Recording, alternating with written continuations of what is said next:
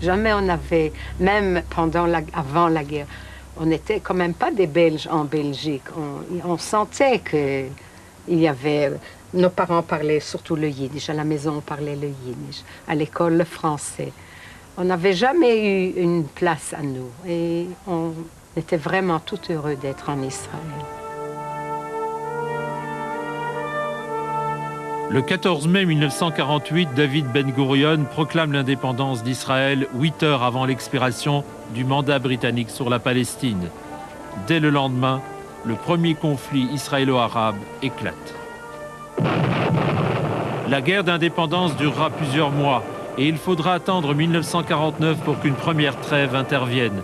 Mais dorénavant, tous ceux qui veulent émigrer en Israël peuvent le faire librement.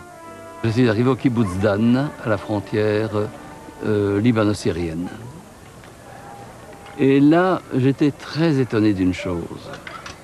C'est qu'en fin de compte, je suis parti avec un idéal très grand, disant on va construire un État binational, et c'est parti. Je suis arrivé au kibbutz, j'ai parlé des Palestiniens, on m'a dit qui? J'ai parlé des Arabes, on m'a dit qui? Et j'ai très vite compris que il n'y avait plus de Palestiniens, plus d'Arabes, il y avait les Juifs, et on construisait ce pays. On construisait Israël, en fin de compte.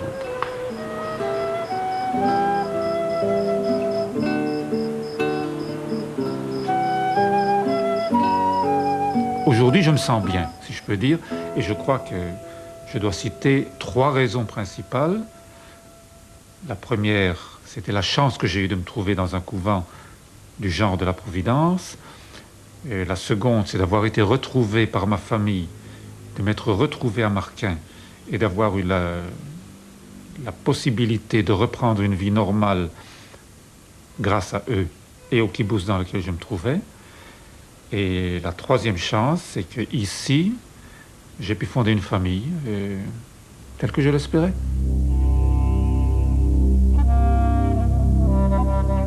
J'ai commencé une nouvelle vie ici. Je montre à tout le monde la photo que j'ai ici, de mon mari et moi avec nos enfants, 15 petits-enfants sur la photo. J'ai dit, ça c'est notre revanche sur les Allemands. Ils voulaient nous tuer tous, et moi j'ai une grande famille.